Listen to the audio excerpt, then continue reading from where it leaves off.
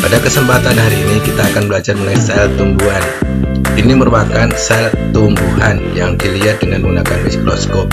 Untuk bagian-bagian sel tumbuhan, yang pertama ini nukleus terdiri dari membran, nukleus dan kromatin. Kemudian ini ada retikulum. Retikulum ada yang halus dan kasar. Kemudian ini ada ribosom, merupakan yang menempel pada retikulum. Yang besar ini merupakan vakuola. Kemudian di sini ada plasmodemata, lubang-lubang kecil. Kemudian ini ada dinding tetangga. Di sini sel dindingnya yang kelihatan tebal sekali pada sel tumbuhan, yang membedakan antara sel hewan dan sel tumbuhan. Dinding sel berfungsi mempertahankan bentuk sel dan mencegah kehilangan air yang berlebihan. Kemudian membran sel ini sebagai media transportasi molekul yang masuk dalam sel dan bersifat semi permeabel.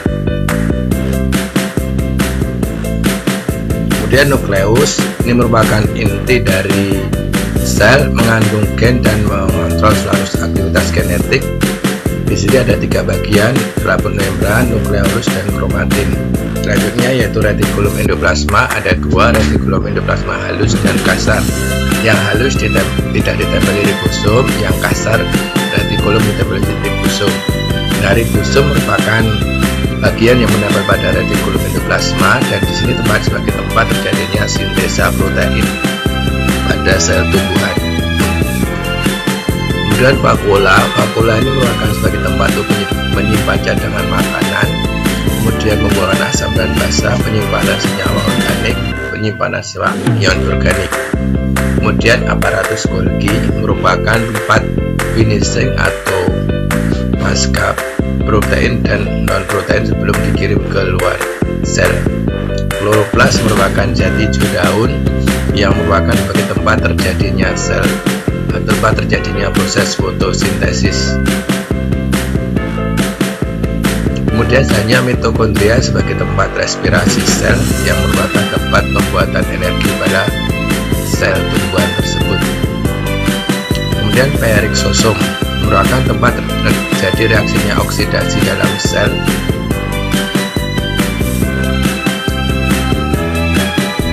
Kemudian sitoskeleton merupakan sebagai penyokong dan memperhatikan bentuk sel, media mobilitas sel, dan terdiri atas 3 filamen. Sitoskeleton ini terdiri dari 2 untuyan aklin yang ranyang, berfungsi untuk mempertahankan bentuk sel.